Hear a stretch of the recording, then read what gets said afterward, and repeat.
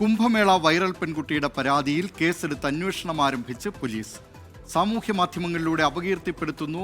Manipur diaries സിനിമയുടെ സംവിധായകൻ സനോജ് മിശ്ര അപമര്യാദയായി പെരുമാറി തുടങ്ങിയ പരാതികളിലാണ് പോക്സോ വകുപ്പ് അടക്കം ചുമത്തി കേസെടുത്തിട്ടുള്ളത്. സനോജ് മിശ്രയ്ക്കെതിരായ പരാതി മധ്യപ്രദേശ് പോലീസിന് കൈമാറും.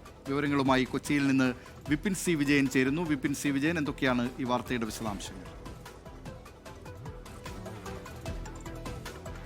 ദിലീപ് കുമാർ, സനോജ് മിശ്രയ്ക്കെതിരെ ആദ്യം മുതൽ തന്നെ ഈ പെൺകുട്ടി പരാതി ഉന്നയിക്കുന്നുണ്ട്. ആ പരാതി ഇപ്പോൾ പോലീസിൽ ഒരു പരാതിയായി തന്നെ എത്തിയിരിക്കുകയാണ്. അങ്ങനെയാണ് അതിൽ കേസെടുത്തിരിക്കുന്നത്. മണിപ്പൂർ ഡയറീസ് പെൺകുട്ടിയുടെ ആദ്യത്തെ സിനിമയാണ്. ആ സിനിമയുടെ സംവിധായകനാണ് സനോജ് മിശ്ര.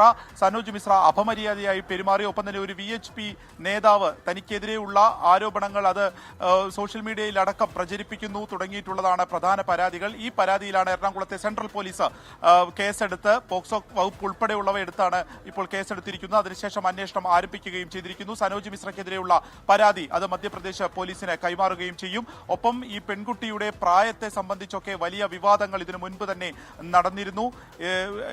അത് തനിക്കെതിരെ ബോധപൂർവം നടത്തുന്ന ഒരു ആരോപണമാണ് എന്നും ഒപ്പം തന്നെ ഇതിനൊക്കെ പിന്നിൽ BJP ആണ് എന്നുള്ളതും ഇന്നലെ പെൺകുട്ടി പറയുകയും ചെയ്തു.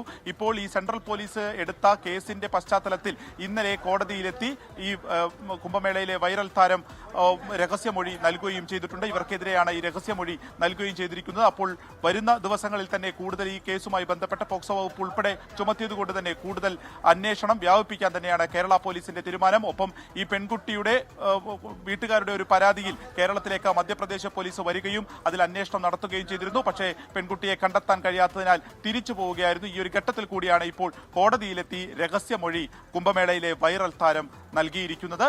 പരാതി കേസ് എടുക്കുകയും ചെയ്തിരിക്കുന്നത്.